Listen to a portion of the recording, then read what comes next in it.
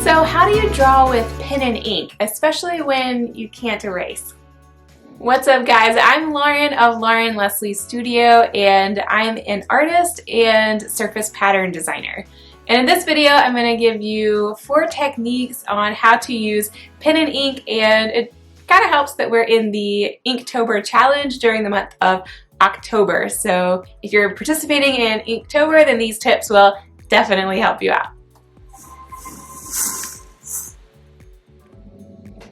So this is the first year I'm actually participating in Inktober, and if you're wondering, did I buy new pens based on the Inktober challenge? Yes, I did. So these are the Winsor and Newton fine liners. The different points you can see here, these are all the different sizes, and this goes from the smallest to the largest size, and it is a black color. And I want to thank Fran for her video on the, her favorite black pen, because that's what helped me choose these guys.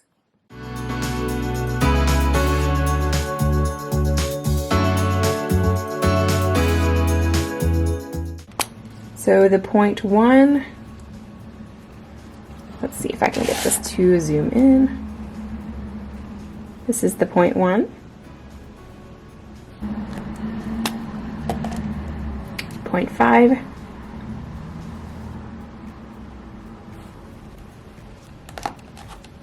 0.8,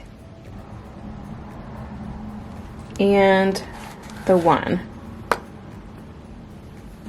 So from smallest to largest, you can see how all of these pens look, and we'll test them out on the Bristol board paper here below. Okay, so here we have the .1, and let me just write with the bigger pen. These are Winsor and Newton fine liners.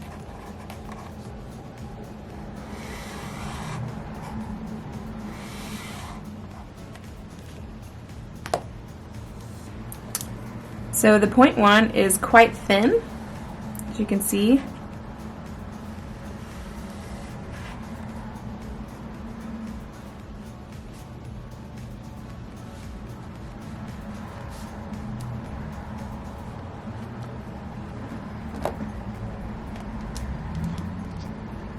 Next we have the .3.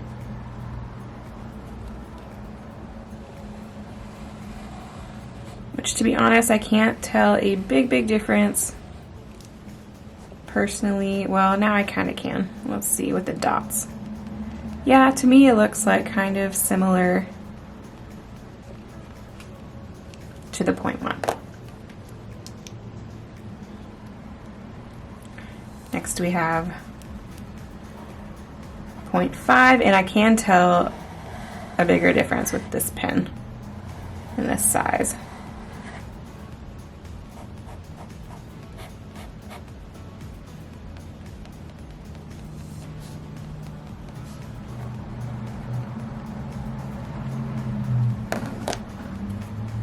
Okay, next we have the .8, and I can also tell a difference. Although it looks similar, I can tell a small difference.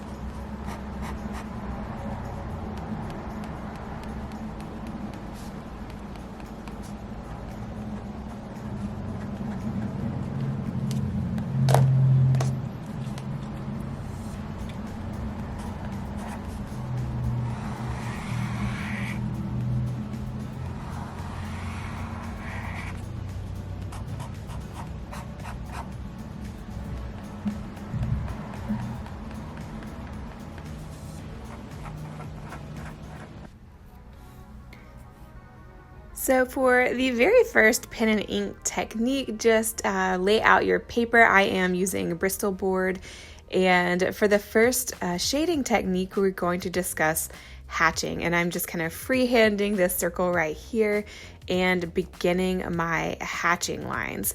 So when you are hatching, it involves just drawing parallel lines horizontally It could be horizontally or vertically. It could be a direction, but usually you're going to see it in a horizontal line. And if you intentionally have some breaks in those lines, it's going to appear as a lighter or medium to lighter area of the shading. And you're just going to go through with different pen sizes. Here I'm using my 0.1 size, so it is quite a thin pen mark. Whereas I was starting out with the 0.5, which was quite a bit thicker, and now I'm moving up to the 0.8, which is quite a bit thicker as well, and just filling in these lines where the shading appears much darker. So it really is just kind of a building up technique. I do recommend kind of starting with your thinner pens so that you can kind of get the hang of it and get the idea of where the shadows are going to be, because once you put in these thicker lines, that is going to indicate the darkest area of your sphere.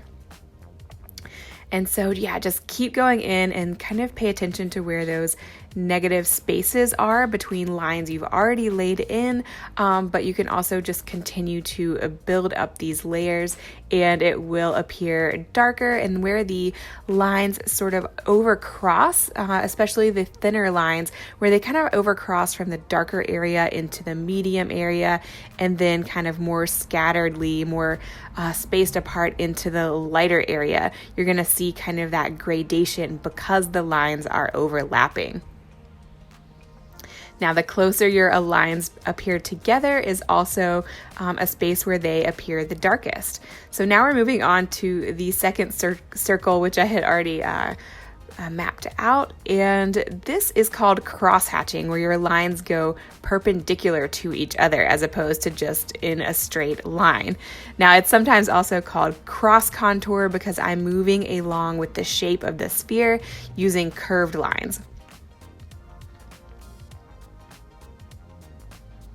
Now moving on to the third sphere, I am starting out with my thinnest line and using these kind of squiggly line techniques. Sometimes it's also called scumbling or a Brillo pad technique. And again, we're just going to kind of start out with this really thin pen to give just a little bit of a value into the sphere, and then we're going to build up by using thicker pens in the more shaded area. So I'm just continuing to squiggle this line really randomly, just over and over and over again, but by making my marks heavier and more repeated within this shadow area over on the kind of left bottom side. Occasionally I'll meander over to the right side where the light is hitting the sphere, but again, I'm going to do that just very few and far between because the light is hitting that side, and I'm moving on to a darker, thicker, not darker, but just a thicker pen, which will appear darker because of the thicker line and also the buildup of layers using these kind of squiggly lines or scumbling technique.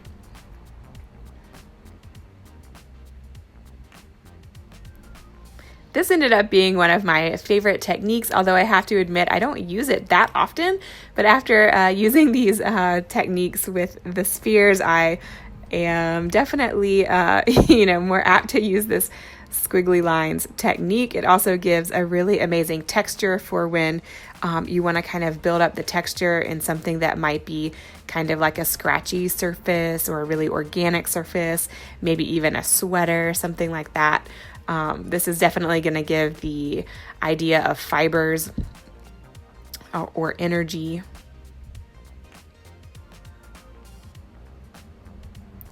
And for the fourth technique, this is definitely the longest and most time-intensive technique, and it is called stippling, where you, again, start out with your thinnest pen and you're using small dots and just kind of continuing to build up the dots in layers, gradually moving through the pens from your thinnest pen to your thickest pen to give the appearance of darker dots. But yeah. Guys, thank you so much for watching. I hope you learned a ton in this video. If you liked this video, give it a thumbs up and subscribe. Click the little bell for notifications every time I come out with a new video, and I'll see you in the next one. Bye, guys. Oh yeah, and links are in the description.